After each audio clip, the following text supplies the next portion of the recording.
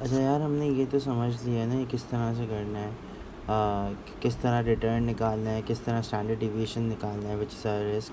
अब हम कोवेरियंस के आते हैं। कोवेरियंस का फॉर्मूला ये है, summation R i minus expected of R i multiply by R j, ये जो दूसरा है, multiply by expected return of R j. I और जे का क्या मतलब है, डिफरेंट डिफरेंट स्टॉक्स। ये जैसे ये इसको हम डीजा कह देते हैं, इसको हम एस&पी कर देते हैं, इस तरह से है। सही है। अब फॉर एग्जांपल क्वेश्चन का जो पार्ट 1 है उसमें इंडेक्स 1 और 2 है ना। अगर तुम देखो, मैं तुम्हें जो बता रहा हूँ क्वेश्चन वो पढ़ो।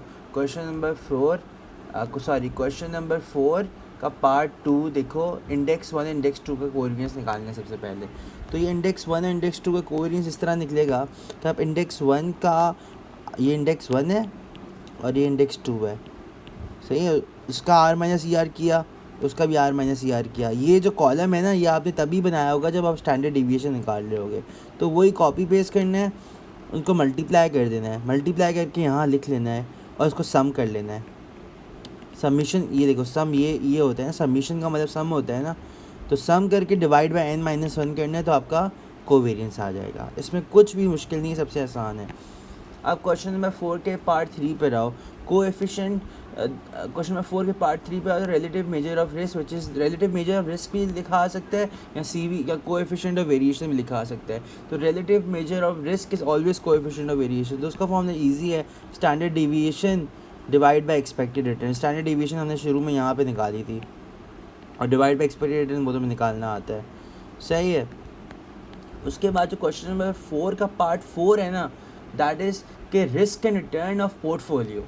ये सबसे इंटरेस्टिंग है। देखो भाई, जब आपने पहले ये निकाला था ना, ये किया था, ये रिस्क था और ये रिटर्न था। ये रिटर्न्स हैं, ये रिटर्न्स नहीं, सॉरी, ये रिटर्न्स है, ये रिटर्न्स है, ये रिटर्न है और ये रिटर्न है। ये जो रिटर्न्स है ना, ये इंडिविजुअल इंडेक्सेस के, इंडिविजुअल इंडेक्सेस के। ये देखो, ये इसका इंडेक्स है, ये इसका है, ये वाला इसका है। इसी तरह रिस्क, ये देखो, ये इसका है, ये वाला इसका है, और रसल का ये है, ये रिस्क है।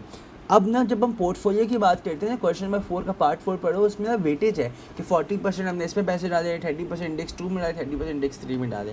तो उसका रिस्क और वेटेज, रिस्क भी अलग से कैलकुलेट होता है और रिटर्न भी अलग से कैलकुलेट होता है।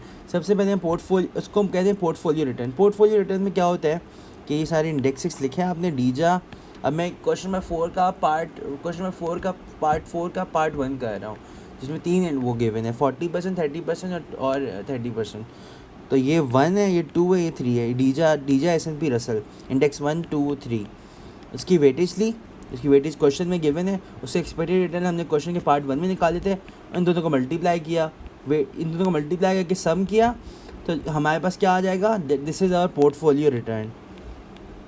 सही है। ईजी से ईजी तरीन बात, कुछ भी मुश्किल नहीं था। अब ना हम पोर्टफोलियो रिस्क पे आते हैं। अगेन जो पहली चीज़, ये जो स्टैंडर्ड डिवीजन निकाला था, ये एक सेपरेट उसका निकाला था, इसमें वेटेज नहीं थी। ये सेपरेट डीजा का था, या सेपरेट S&P 500 का था, सेपरेट रसल का था स्टैंडर्ड डिवीजन। अब हमें इनके वेटेज के मुताबिक इनका रिस्क निकालना है।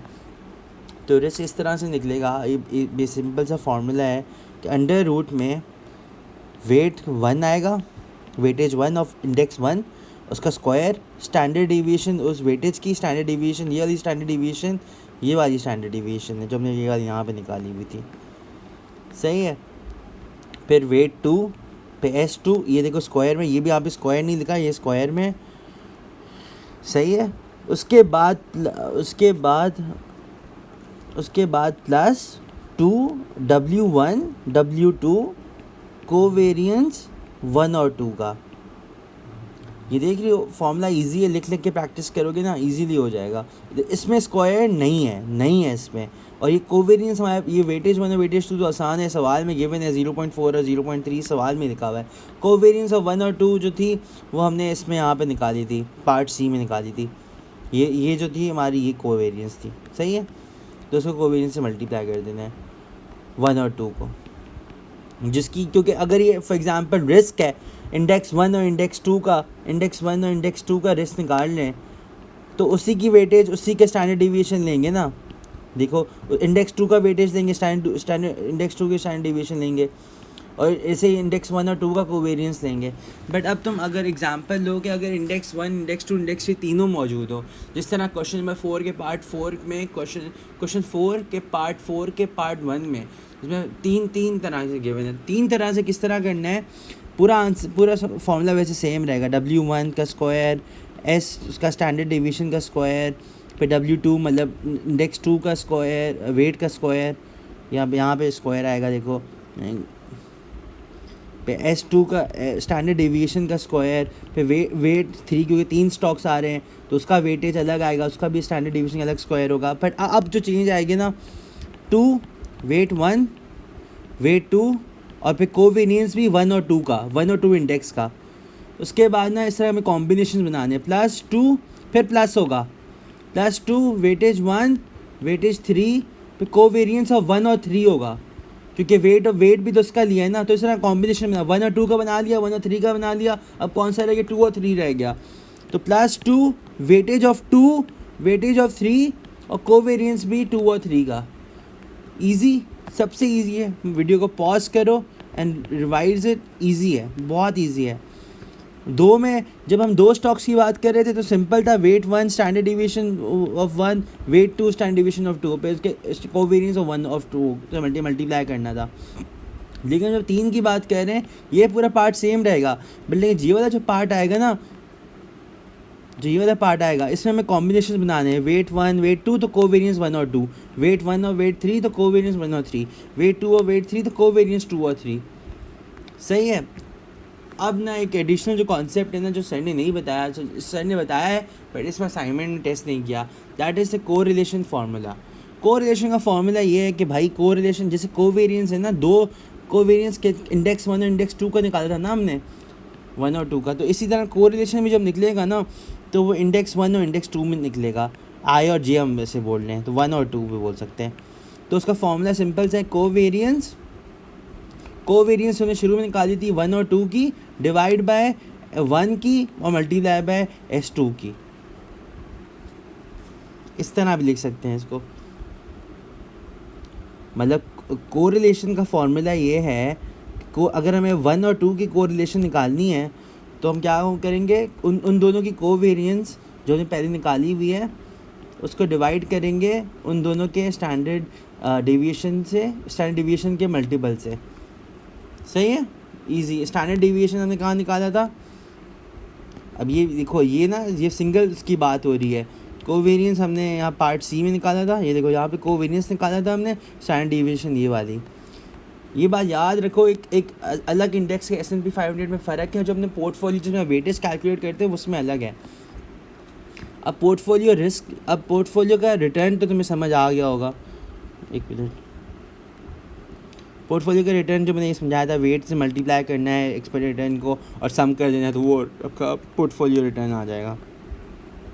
अब और पोर्टफोलियो रिस्क भी समझा दिया कि किस तरह हम डिफरेंट कॉम्बिनेशन बनाते हैं, और ये तो सॉरी ये यहाँ पे बताया कि किस तरह हम डिफरेंट कॉम्बिनेशन बनाते हैं कोवेरियंस 1 और 2 का।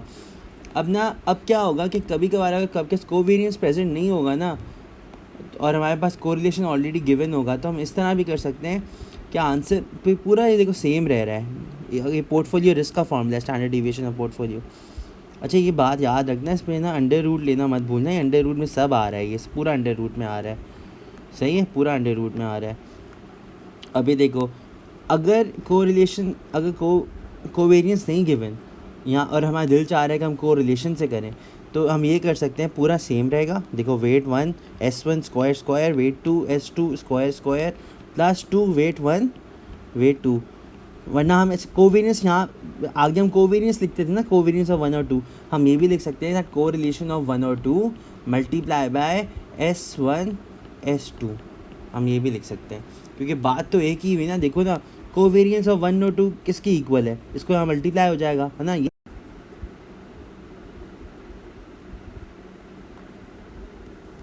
हाँ, तो मैं बोल रहा था बात तो एक ही हुई ना। देखो अगर हम ये भी तो लिख सकते हैं, कोवेरियंस 1 और 2, कोवेरियंस ऑफ 1 और 2 इज इक्वल्स टू R1 और 2 multiply by S1 multiply by S2। R1 और 2 इंडेक्सेस हैं, ये बात याद रखना। देखो यहाँ में मल्टीप्लाई हो जाएगा ना, तो बात एक ही है, इसको ना बस फैंसी अल्फाजों ये बात समझ रही हो, यहाँ ये जो लिखी हुई है यही फैंसी अल्फाज में ना यहाँ पे लिखी हुई है। इसकी पूरी जगह हम कोवेरियंस ऑफ 1 और 2 भी लिख सकते हैं ना, तो कोवेरियंस ऑफ 1 और 2 नहीं गिवन है तो हम इसका कोवेरियंस का फॉर्मूला ये है, सही है। इसी तरह अगर हम लोग 3 स्टॉक्स गिवन होंगे तो हम पूरा देखो सेम रह रहा है, वेट 1 स्क्वायर S1 का स्क्वायर स्टैटिस्टिक्स उसका standard deviation, weight 2 standard deviation square weight 3, यहाँ पे स्क्वायर नहीं है, बात याद रखना, सिर्फ यहाँ तक है स्क्वायर, सही है। वेट 1 वेट 2, अब देखना wait 1 weight 2 R1 R2 R1 में कोरिलेशन S1 S2, मतलब ये बेसिकली क्या है आपका कोवेरियंस है ऑफ 1 और 2, यही है ना। इसी तरह वेट 2 वेट 3 तो R2 R3 और S2 S3, इसी तरह वेट 3 वेट 1 तो R1 R3 S1 S3, बात सारी एक ही है। ये जो R2 ये जो R1 R3 और S1 S3 मल्टीप्लाई हो रहा है ना आपस में, ये असल में कोवेरियंस ऑफ 1 और 3 ही है, 1 और 3 है कोवेरियंस, सही है। बस तो ये कॉन्सेप्ट है, इसको समझो। फार्मूलाज भी ना उसमें बुक में प्रेजेंट है चैप्टर 7 में, और मैं फार्मूलाज में भेज भी दूंगा जब तुम मांगोगे, ओके।